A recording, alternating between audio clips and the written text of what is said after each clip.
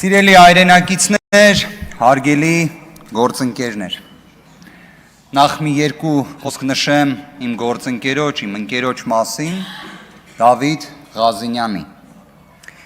Գիտեք, երևի մարդու բնութագիրը կամ պատկերացում կազմելու համար անձի վարքի, պատասխանատվության մասին, վերջին 8 տարիները մի շատ հետաքրքիր ելակետ ունեն, դա քրեական գործերն են։ Պատկերացրեք Դավիթ Ղազինյան 2026 թվականի հունիսի 5-ից լույս 6-ը տեղեկանում է Հակակոռուպցիոն կոմիտեի հայտնի YouTube-յան էջից, ինչպես 100,000-ավոր հայրենակիցներ, որ ակնհայտ է, որ իր վերաբերյալ կա քրեական գործ։ Քրեական գործի հիմքը իհարկե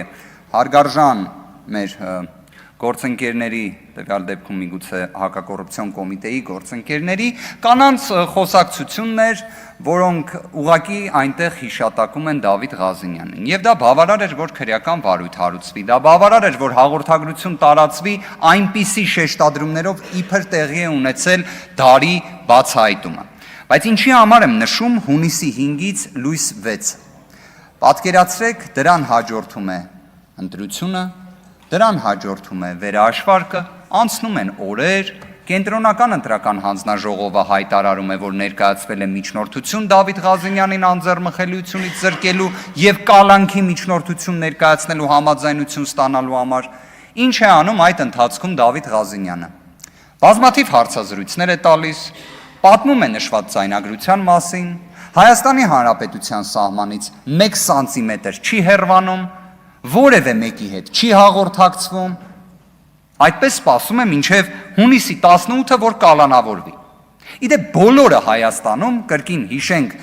պետաիրավական հարցերի մշտական հանձնաժողովի նախագահի թեկնածու Տիկին Ջուլակյանի խոսքը, որ Հայաստանում դատական ակտերի կանխատեսելիություն պետք է լինի։ Այդ կանխատեսելիությունը մաքսիմալ իրացվելով բոլորը գիտեին, որ Դավիթ Ղազինյանը կալանավորվելու է։ Եվ Դավիթ Ղազինյանը այդ ընթացքում սպասեց, ներկայացավ ԿՀ, այնուհետև քննչական, այնուհետև դատարան եւ կալանավորվեց։ Այսինքն ոչ մի նորություն չկա, ամեն ինչ հստակ, կանխատեսելի, բայց անձի վարքագիծը տեսեք, պատասխանատվության զգացումը տեսեք, իր ընտրողների, իր թիմակիցների եւ հանրության առջեւ։ Թեկուզ որ կալանավորվելու էր։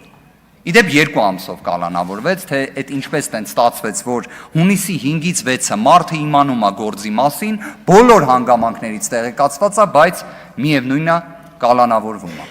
Այսինքն ոչ պատշաճ վարքագծի ռիսկ են տենում։ Սա է Հայաստանում դատաիրավական համակարգի տարբեր երանգներից մեկը։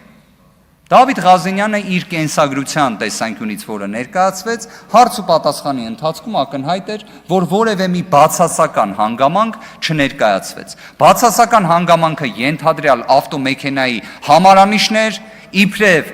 Ռուսաստանի Դաշնության հետ առնչվող, այն էլ պարզվեց, որ եվրոինտեգրման ինտենսիվ սլացող պետհամարանիշներ էին։ Այսինքն պետհամարանիշը շատ մեծ ազդեցություն ունի, թե ի վերջո անձը հանձնաժողովի նախագահ ընտրվի, թե ոչ, այսինքն ոչ թե քննարկվում է, մարդը արդյոք կազմակերպչական,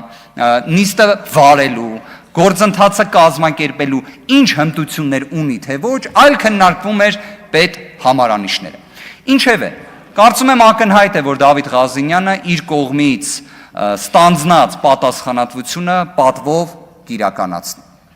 Իդեպ քրեական վարույթի հետ կապված էլ ամեն դեպքում ես այդ շեշտադրումը կատարեցի, հիմա էլ բոլոր դեպքերում ընդգծեմ, Դավիթ Ղազինյանը ապօրինի քաղաքական բնույթի կալանքից ազատվել է։ Անձին կալանքից հետո կրկին կալանավորելու հարց բարձրացնելու համար պետք է լինի նոր էական հանգամանք կոնկրետ գործով, ոչ պատշաճ վարքագծի տեսանկյունից։ Իսկ այստեղ կարծում եմ նշված ռիսկ իսպառ բացառվում է։ Եթե իհարկե падգամավոր լինելը ինքնին ոչ պատշաճ վարքագիծ չի։ Կարծում եմ դեռ մեր իրավունքը նման նշաձող չի սահմանել։ Բոլոր դեպքերում ուզում եմ նաև անդրադառնալ падգամավորի այն խոսքին, որը այդքան կառուցված էր հայտնի մի գրքի վերնագրի վրա, որը կարծում եմ, բայց շատ ոչ շահեկան էր, որ հենց իշխանության ներկայացուցիչները խոսեն դրա մասին։ Ի վերջո, ես կարծում եմ, թքած ունենալու մասին պետք չի երբևէ խոսա որևէ մի վերջին 8 տարվա պատասխանատվությունը կրող իշխանության ներկայացուցիչ։ Դուք հաշվի առեք, մենք այս վերջին 8 տարիների ընթացքում մեր հայոց պատմության ամենածանր, ամենասև էջերը տեսել ենք։ Մենք հազարավոր զոհեր ենք տեսել։ Իդեպ, երբ նշված բառակապակցությունը օգտագործում եք, դուք գիտակցում եք, չէ՞, որ մարդիկ կարող են լինել, որոնք հիշեն օրինակ մեր զոհված հերոսների դիակները, մասունքները սառնարանում գետնին գցված։ Եկեք այդ բառակապակցությունը այս նիստերի դահլիճից հեռու պահեք։ Եթե խոսում եք Սամվել Կարապետյանի մասին, իմ կարծիքով Սամվել Կարապետյանի կենսագրությունը նրա մասին է, թե ոնց կարա մարդը Հայաստանի Հանրապետության սահմաններից դուրս դառնա միլիարդատեր եւ այդ գումարը օգտագործի բարօրություն Հայաստանի, որ խոսում եք հեծի մասին, ախր հաշվի առեք հեծը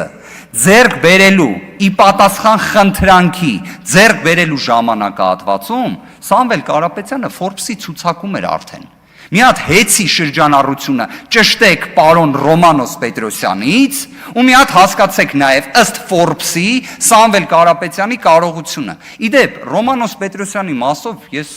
մի քիչ լավ չհասկացա խնդիրը ինչումն էր։ Հիմա Սամվել Կարապետյանի ֆինանսական միջոցներից վարձատրվում է նորմալ գործընթաց է, էլի, հիշում եք, տենց մի թևավոր խոսք կար։ Հիմա ուզում եմ մի հատ թեմայից մի փոքր շեղվեմ։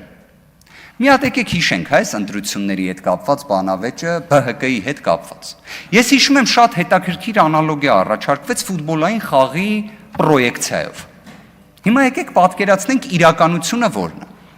Եկեք նույնիսկ անուններ էլ նշենք, հա։ Պատկերացրեք, խաղում են Ֆրանսիան ընդդեմ Արգենտինայի։ Մրցավարը դա ընտրական տեղամասի նախագահն է։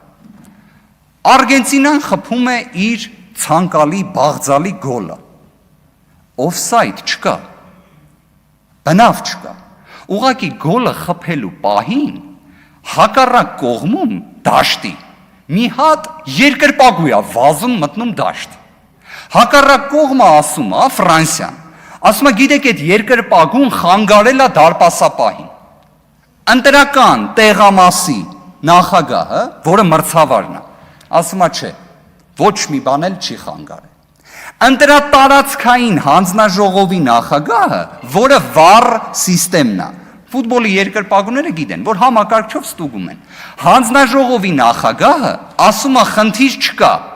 Գոլը պատշաճ է, ամեն ինչ նորմալ է, բոլորին ասում են ստեսություն, ֆուտբոլիստները իրար հետ գրկախառնվում են, գնում են ամեն մեկը հյուրանոց օրինակ։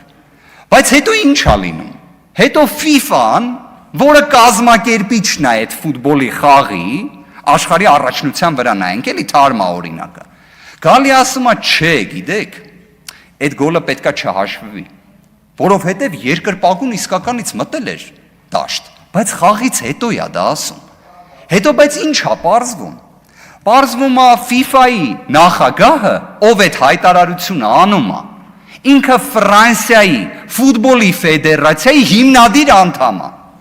Դրանից հետո ուրիշ բան է պարզվում։ Պարզվում է երկրպագուն, որ մտել է դաշտ, դա կազմակերպել է էլի FIFA-ն։ Պատկերացրիք, այսինքն FIFA-ն, ֆեդերացիան, իրար հետ փոխկապակցվածություն, խաղը ավարտված վիճակում, ասում են չէ, իրականում խաղը ոչ թե ավարտվում է 0-0, այլ մի հատ էլ հակառակը 3-0, տենում եք թվաբանությունը ինչ հետարքիր է, չէ, տեխնիկական պարտության դեպքում հաշվարկվում է 3-0, ու 3-0-ն երեքն է ոնց որ մանդատ կարալ համարվի, էլ իմ ամեն դեպքում ալեգորիայի մասին ենք, չէ, խոսում, արդյունքում Ֆրանսիան համարվում է, որ հաղթել է։